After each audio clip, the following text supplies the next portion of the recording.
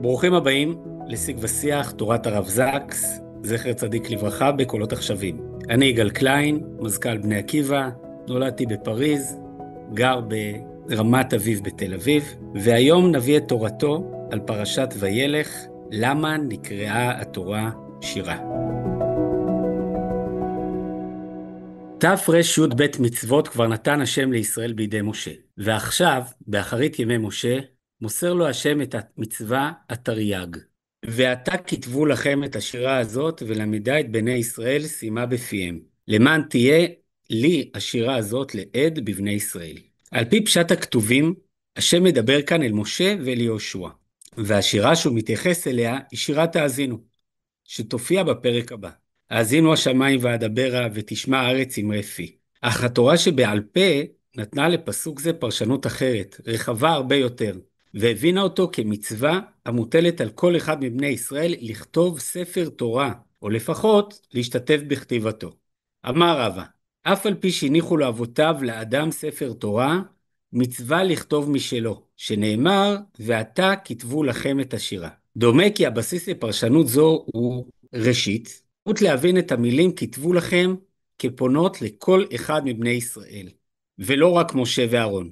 כך מסביר אבן עזרא. ושנית, הפסוק המופיע בהמשך הפסקה, המציין שאכן משה כתב ספר תורה, ויהי ככלות משה לכתוב את דברי התורה הזאת על ספר עד תומם.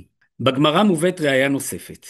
מהמילים למען תהיה לי השירה הזאת לעד בבני ישראל, משתמע שמדובר בתורה כולה, ולא רק בשירת האזינו. ואם כך, המסר האחרון של משה לבני ישראל היה מעין זה. אין די בכך שקיבלתם את התורה מידיי. תצטרכו להעניקה לעצמכם מחדש בכל דור ודור. אסור שהברית תתיישן, היא מוכרחה להתחדש אחת לתקופה. עד היום נכתבים ספרי התורה כפי שנכתבו בימי קדם. ביד, על קלף, בקולמוס, ממש כמו מגילות מדבר יהודה בנות 2000 השנה. ביהדות שאין בה חפצים מקודשים, לא אלילים כמובן וגם לא איקונין ושרידים כאצל הנוצרים, ספר התורה הוא הדבר הקרוב ביותר להצלת קדושה על חפץ דומם. זיכרונותיי המוקדמים ביותר משחר ילדותי ממש הם זיכרונות לכתי עם סבי המנוח אל בית המדרש הקטן בצפון לונדון. שם ניתנה לי הזכות, ואני פעוט בן 2-3, להרכיב על עמודי ספר התורה את כתר הפעמונים לאחר שהורבע. נגלל והולבש במעיל הכתיפה שלו. כבר אז הרידה את נפשי הרכה היראה שרחשו המתפללים כלפי ספר הקלף. רבים מהם היו פליטים, הם דיברו במבטאים כבדים שדובבו את העולמות שהם עזבו. עולמות שכעבור שנים הבנתי כחרבו בשואה. הניגונים שבפיהם תמיד בסולמות מינוריים. ערבו את האוויר בידי עצב שאין להם מילים, אבל אהבתם לגביל התורה הגלול הייתה מוחשית ושמיכה. לימים הגבלתי אהבה זו למדרש חז"ל על ארון הברית במדבר. הוא נשא את נושאיו. בבית הכנסת ההוא נבטה בי ההבנה כי היהדות היא סיפור אהבה בין עם לבין ספר. ספר הספרים. אם מצוות כתבו לכם את השירה הזאת מתייחסת לתורה כולה ולא רק לפרק אחד ממנה, מדוע נאמר השירה ולא התורה? מילה זו שירה מופיעה 5 פעמים בפרשייה שלפנינו. ניכר כי היא מילת מפתח. מה פשרה כאן? למה נקראה התורה שירה? 2 מגדולי ישראל במאה הי"ט הציעו תשובות מאלפות. הנציב מוולוז'ין, רבי נפתלי צבי יהודה ברלין, מפרש כי אנו נקראים כאן לקרוא את התורה כולה כשירה. התורה ברובה כתובה כפרוזה, אך הנציב מוצא גם בחלקים אלה בתורה תכונות שיריות. בלשונו מליצה. המליצה שונה מסיפור פרזי, כלומר מטקסט פרוזאי, בשני עניינים, בטבע ובסגולה. א', בשיר אין העניין מבואר יפה כמו בסיפור פרזי, וצריך לעשות הערות מן הצד.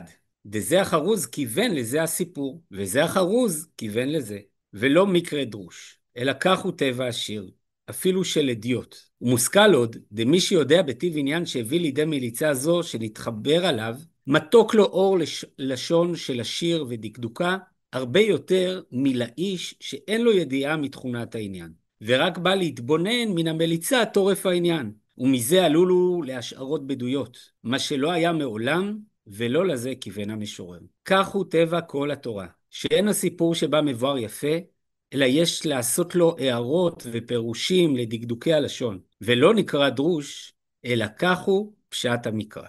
ב' דבשיר יש סגולה, לפערה ברמזים מה שאינו מעניין השיר. כמו שנהוג לעשות ראשי החרוזים בדרך א' ב' או שם המחבר, וסגולה זו מיוחדת במליצה ולא בסיפור ברזי. וידוע דסגולה זו מכרחת הרבה פעמים למחבר לעקם את הלשון כמעט, רק כדי שיחלו ראשי החרוזים באות הנדרש לו. ודבר זה ממש היא בכל התורה כולה, שמלבד העניין המדובר בפשט המקרא, עוד יש בכל דבר הרבה סודות ועניינים נעלמים, אשר מחמת זה בא כל פעם המקרא בלשון שאינו מדובר.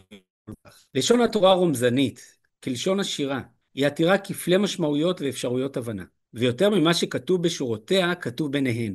היא מכילה כמה שכבות של משמעות, חלקן על פני השטח וחלקן עמוק מתחת לו. היא עושה זאת בין היתר באמצעות שימוש במילה חריגה, או במבנה תחבירי מעורר תהייה. כך היא דרכה של שירה, וכך היא דרכה של תורה. הבחנה מבריקה זו של הנציב התרימה את חיבורו החשוב של אריק אוירבך בן המאה ה-20 על הסיפור המקראי. את הפרק צלקתו של אודיסאוס שבפתח ספרו מימזיס, אוירבך מנגיד בין הסגנון הסיפורי של ספר בראשית לסגנונו של הומרוס באודיסאה. הומרוס מרעיף תיאורים ססגוניים, כדי כך שהסצנה מצטיירת לעיני הקורא כתמונה שטופת אור. הסיפור המקראי לעומת זאת חסכן בתיאורים ונוקט לשון המעטה. בדוגמה שאוירבך מציע, סיפור עקדת יצחק, איננו יודעים איך נראים גיבורי העלילה, מה הם מרגישים, מה הם לובשים, ואילו נופים נשקפים לעיניהם בדרכם. אוירבך מסכם, נקודות השיא וההכרעה שבעלילה זוכות רק הן להתאמה,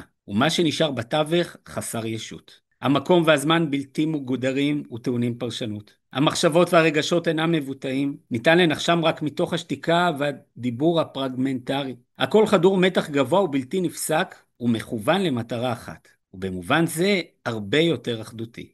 ועם זאת, הכל נשאר חידתי ובעל רקע עמוק. הסבר אחר לכינוי שירה הניתן לתורה רמוז בדבריו של רבי יחיאל מיכאל אפשטיין. הוא קורא את המילה שירה לא במובנה הספרותי, אלא במובנה המוזיקלי. בהקדמה לחיבורו ההלכתי המקיף ערוך השולחן מדמה הרב אפשטיין את התורה לשירה, על שום שכשירת מקהלה הרמונית היא מורכבת מקולות שונים, אשר אלו ואלו דברי אלוהים חיים, ועצם שונותם יוצרת היופי. וכל מחלוקת התנאים והאמוראים והגאונים והפוסקים באמת, למבין דבר לאשורו, דברי אלוקים חיים המה. ולכולם יש פנים בהלכה, ואדרבה, זאת היא תפארת תורתנו הקדושה והטהורה. וכל התורה כולה נקראת שירה. ותפארת השיר היא כשהקולות משונים זה מזה, וזהו עיקר הנעימות. ומי שמשוטט בים התלמוד יראה נעימות משונות בכל הקולות המשונות זה מזה. ברשותכם, אציע הסבר שלישי. המצווה התרי"ג איננה רק לכתוב ספר תורה, אלא עניינה מקיף יותר. החובה לחדש את התורה בכל דור ודור, שהרי המצווה היא כאמור בפסוק ללמד את התורה לבני ישראל, ולשים אותה בפיהם למען תהיה להשם לעד, כדי שהתורה תהיה כחדשה בעינינו. אין די בהנחלתה השכלית כספר של היסטוריה ומצוות גרידא. היא צריכה לדבר אלינו גם באופן רגשי. היהדות היא דת של מילים, אולם בכל פעם ששפת היהדות שואפת אל הרוחני, היא מבקיעה אל השירה, אל הניגון. כאילו ביקשו המילים עצמן לנוס מכוח המשיכה של המשמעות המוחלטת. יש בניגון דבר מה מרים את עינינו אל מציאות שמעבר לנתפס, אל אשר כינה המשורר ויליאם וורדסוורת' תחושה נשגבת של דבר מה עמוק יותר, שמשכנה הוא אור שמשות שוקעות. האוקיינוס הכמור והאוויר החי, כל רקיעים ונפש האדם. מילים הן שפת הדת, מוזיקה היא שפת הנפש. המצווה תרי"ג לחדש את התורה בכל דור מלמדת אותנו כי אף שהתורה ניתנה פעם אחת, עליה להתקבל פעמים רבות. כל אחד מאיתנו בלומדו את התורה ובקיימו את מצוותיה, שואף לשוב ולשמוע את הקול הטהור שנשמע בהר סיני. לשם כך צריך רגש ולא רק שכל. על כן, עלינו לספוג את התורה לא רק כמילים כתובות, אלא גם במנגינה מושרת. ואת המנגינה למילות התורה שרים אנחנו. התורה היא הליברית של הקדוש ברוך הוא, ואנחנו עמו המקהלה שלו. מבצע הסימפוניה הקורלית שכתב. כאשר יהודים מדברים, הם לא פעם מתווכחים, אך כאשר הם שרים, קולותיהם השונים יוצרים הרמוניה. כך היה למשל כאשר עברו בני ישראל את ים סוף בחרבה, ושרו את שירת הים המרוממת. המוזיקה היא שפת הנשמה, ובהגיעו אל גובהה של הנשמה, נכנס היהודי בשערי האחדות האלוהית, המתעלה על הניגודים שבעולמות הנמוכים יותר. כך כתב בשיר קצר נתן אלתרמן. היה ערב סתיו כל הערב, זמרו הציפורים בצמרות. מי שחיבר את הזמר, ברא לו את הזמרות. התורה היא שיר השם, ואנו ברואיו, הזמרים השרים אותו יחדיו. אני משתדל בתפקידי לעבוד עם דורות ורבבות של בני נוער.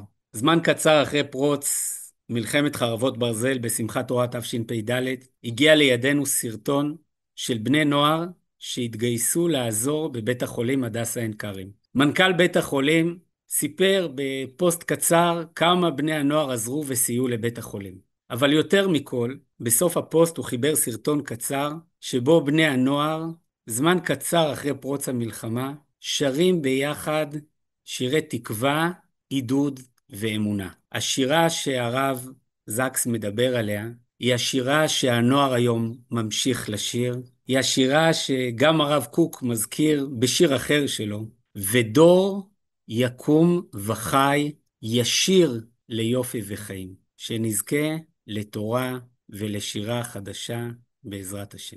I want to say to Jews around the world, take it, cherish it, learn to understand and to love it, carry it and it will carry you, and may you, in turn, pass it on to future generations.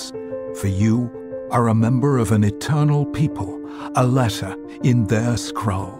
Let their eternity live on in you.